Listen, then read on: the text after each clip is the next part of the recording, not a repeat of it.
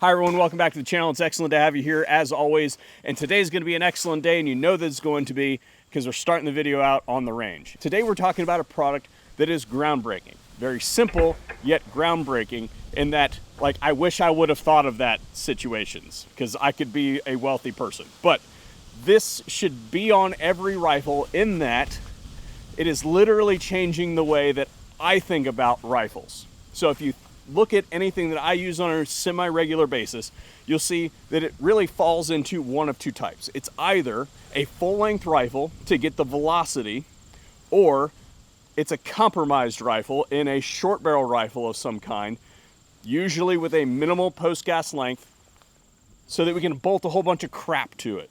Both of those guns have full-length rails that run all the way to the end, with just enough space to either be able to get a wrench on it to change the muzzle equipment, or to be able to access the adjustable gas block at the front. That's literally the only space that we have at the front. That also allows us to mount lights and other things all the way forward so we can minimize the shadow. All of those are reasons that we do that. Today, I give you the Riflespeed gas control. This is a adjustable gas block. You can only see a little bit of it here at the front. That is toolless. We have all done the thing where we have forgotten the little tiny Allen key to adjust our gas block. We've tried to take things and jam it in there to be able to adjust it. I'm lucky enough to live close enough to my home that I can drive from the range back to home if I forget a tool. Have had to do that multiple times. If you live farther from your range than I do, you're probably doing without or trying to find some improvisation. This thing eliminates the need for all that. So I'm going to give you a closer look at this thing, talk about the specifications, and we're going to come back and test it.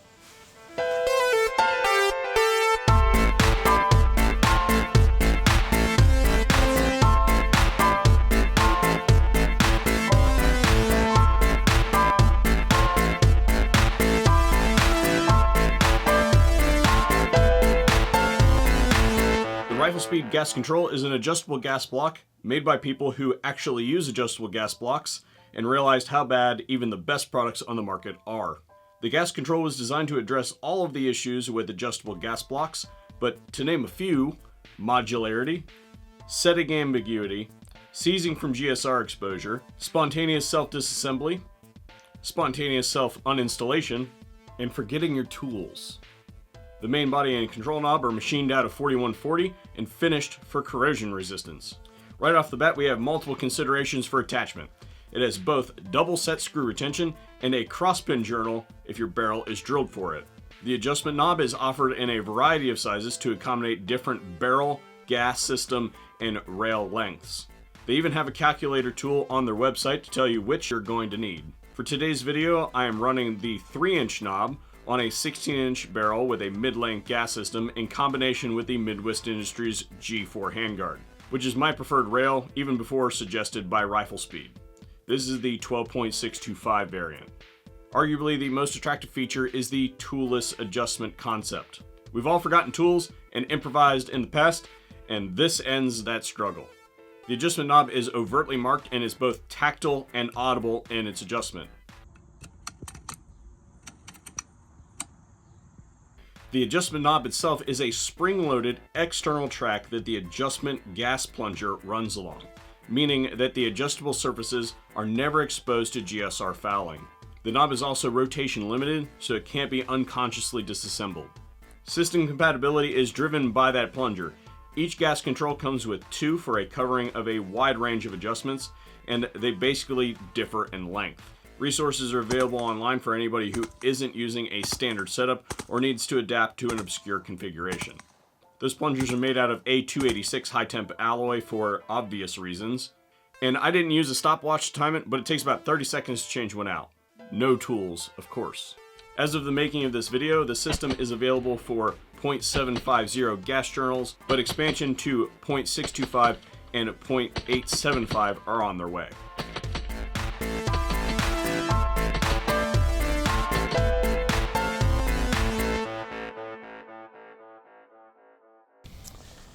If I seemed excited in the intro, it's because there's a lot of iterative products out there, many of which are literally products searching for a problem. This is a problem solver. So there's a whole procedure, and we've been out here to do it previously, but I had one of those days where everything was kind of running against me, and I literally couldn't get it done. Well, it's that weird time of year where it's sunny outside right now, and it's gonna rain here in the next few minutes, so we're gonna see if we can get this segment in before it starts raining, because it's coming out of the south, which is never a good thing. Rifle setup on the lowest gas setting, an entire stack of magazines with a single round in them, and basically we're gonna bring this thing up until it starts to cycle properly. Setting 2. One setting above that to ensure full functionality. So coincidentally, we are not going to be kicked off the range by the rain today, although it's getting pretty close. We're actually getting kicked off the range by cattle. There are a whole bunch of cattle coming out of the bottom over there that are going to have to be mitigated. Those are not our cattle because we do not raise cattle that are that color.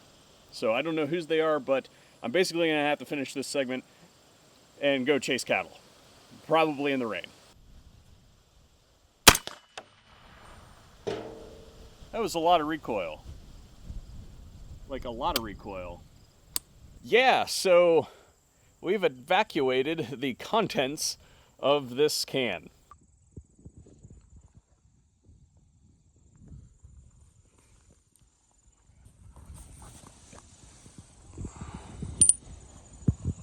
The important thing to note, I suppose, is that looking at these baffles, none of them seem to be impacted in any way. They haven't been struck by any bullets. But that tells me the end cap failed somehow. I'm not entirely sure, but I don't think we'll ever find it because it's probably in lots of little tiny pieces. The procedure for adjusting this thing's pretty simple. You take one round, put it in a magazine, shoot it, repeat the process, adjusting the gas block up until it locks back. And then in my opinion, you add one more to it for full functionality, just for when it gets really dirty and stuff like that. We don't need to do that in today's video. That would be really boring. What I am going to do, though, is I just put an H2 buffer in this gun. So what we're going to do is see what a 16-inch barrel mid-length gas system, see approximately where that's going to lie in the spectrum, and we're just going to start with one, and we're going to go until the gun cycles, basically. We are on 1. Of course, we got nothing, right? Adjusting it up.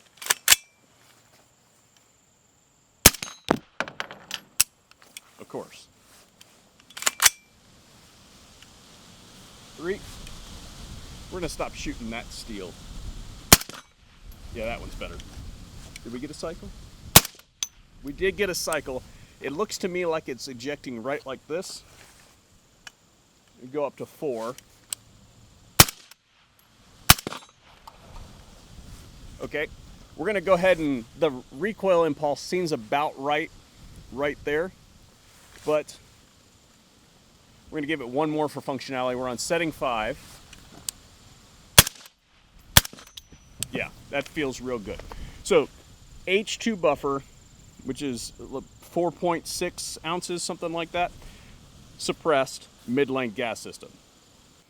That was really just a baseline to see kind of where we would lie, and as far as a normal gun is concerned.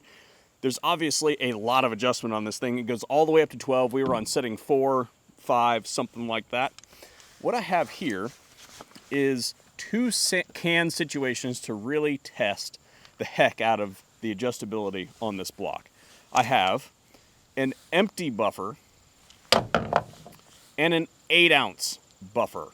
And what we're going to do is put these in this rifle and see if this gas block can handle an extreme situation. So the empty buffer is going to be basically extremely overgassed, as in you should never find a gun that is that overgassed.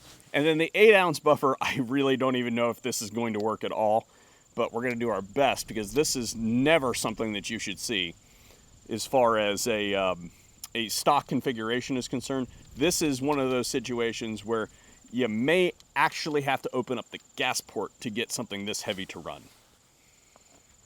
Should I start out all the way low? Screw it.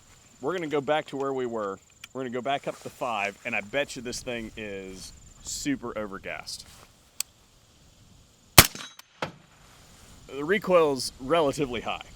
That is probably not good. We're going to go all the way down to 1. Will it operate on 1?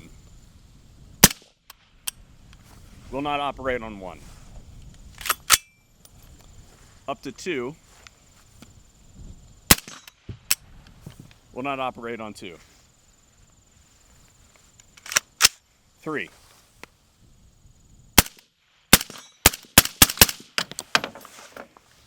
It will handle basically the worst case scenario as far as gassing is concerned. You can provide just a little bit and get her to run on setting 3 with no weight. Now, again, this is probably really bad for your gun. Do not do this at home. Do not run no weight in your buffer. 8-ounce buffer. It barely fits. Okay. Now, thinking about this situation, we're going to need more gas. So we're going to go up to where we were with the heavy buffer, the 5. I'm going to start there. I do not have faith. Huh. It actually runs on 5. Now let's see really quick. Let me get an empty magazine. Empty magazine 1 in the pipe. I bet you that this does not lock back.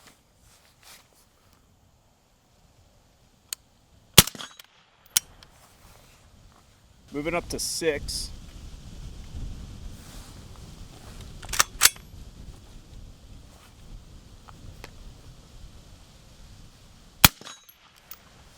Lock back on 6.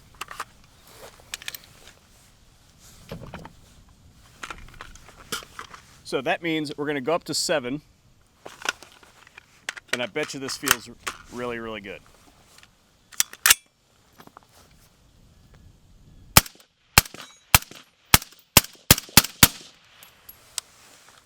No gas in the face.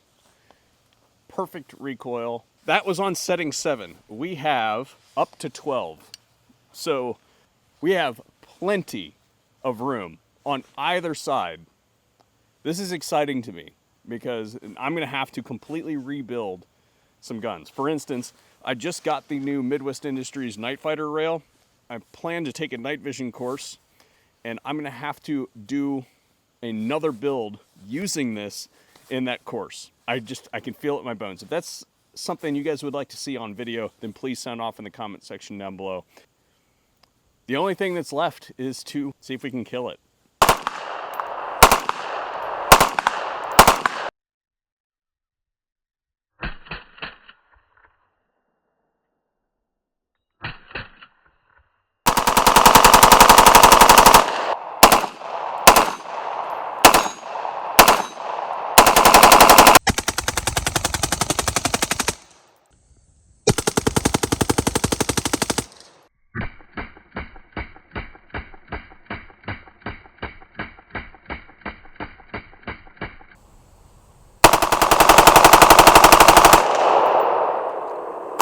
Hey, I know this is dumb, but present your gun. Don't do it. Don't do it. It's for science, You're dude. crazy. Actually, Really? yeah, I could totally just... No. I could feel the heat of the barrel underneath of it, Yeah. but Really? I am not... Do you want me to stick my tongue to it? Wow, okay. That's what I'm saying, man. Ah! And we weren't able to do that. I know that you're shocked. Guys and gals, this is adjustable gas block. It does adjustable gas block things. I don't know what else you expect from it other than this thing is made by people who have used lots of gas blocks in the past and are sick of dealing with adjustable gas block problems. And as far as I can tell, every single problem with an adjustable gas block in this room has been mitigated by this single product. So, 2 thumbs up. Great job to Riflespeed for, in my opinion, absolutely killing it on this one.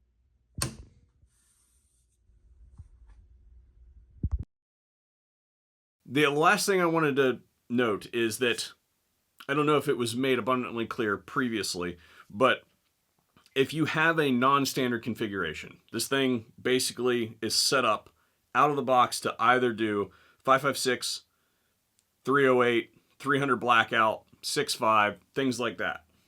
If you got something funky, like you're trying to suppress a 450 Bushmaster, which I don't know why you would do 450 Bushmaster in an AR, but terrible gun. Digression, sorry. If you're doing something weird, I've had several conversations with the people from Riflespeed. They're going to work with you on that plunger to figure out what it is that you need. But they offer a whole bunch of them. I'm sure that there's something that fits, and they're confident that they've got something that'll fit. Anyway, that's all I got on today's video. I hope that you guys enjoyed it. If you did, sound off in the comment section down below. If you didn't like it, then sound off in the comment section down below. It seems lately I got a big wave of anti-gunners that rolled through, and they told me how bad of a person I was and all that sort of stuff. And what they didn't realize is all they did was help me, which was absolutely fantastic. If you feel so inclined, you can also support the channel at our Patreon subscribe star page, and you should see some people on screen right now that are doing that very thing.